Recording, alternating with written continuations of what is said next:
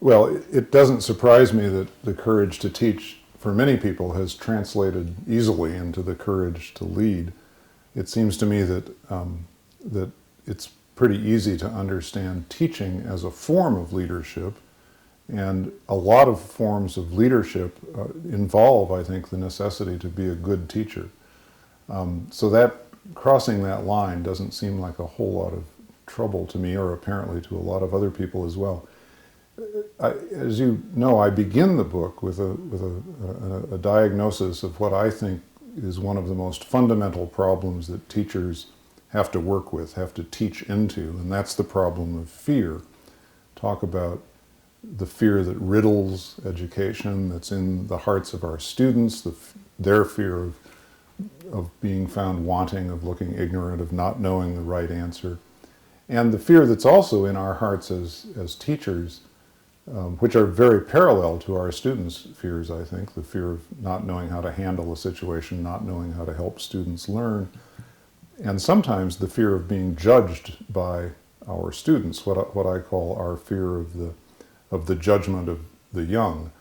And I make the case, fairly obvious, I think, that whenever fear is laced through any situation, a kind of paralysis sets in. And certainly in a teaching and learning situation, fear often paralyzes the mind. I mean, we all know that when we're afraid, we're not thinking very clearly. Well, the first point of translation then is that a lot of our organizational life is also laced with fear. People are fearful of not being seen, not being heard, not being appreciated. They're fearful of not being up to the task. They're fearful of not getting along with colleagues. They're fearful ultimately of losing their jobs and their way of making a living.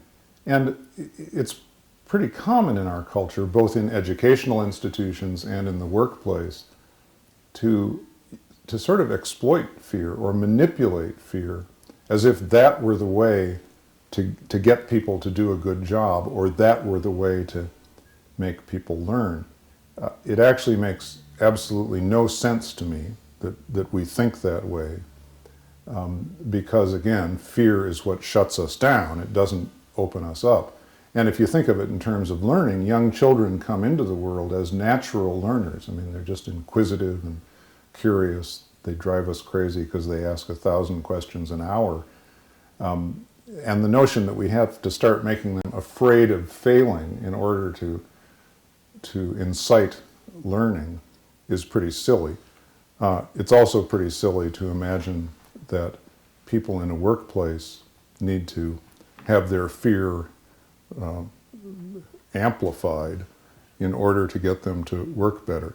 But I think a good leader, like a good teacher, is someone who knows that fear is there, and someone who's trying to take themselves, the people they work with, and the whole situation beyond fear, so that good leaders, like good teachers, are creating safe spaces where people's ingenuity can come forth, where people's resourcefulness can come forth, where there's a shared abundance instead of this kind of hoarded scarcity that again shuts everything down. So that's one link I see between the courage to teach and the courage to lead.